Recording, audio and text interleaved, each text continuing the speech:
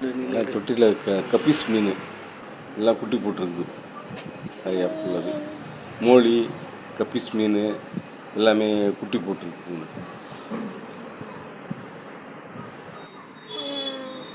Guppies குட்டிங்களா?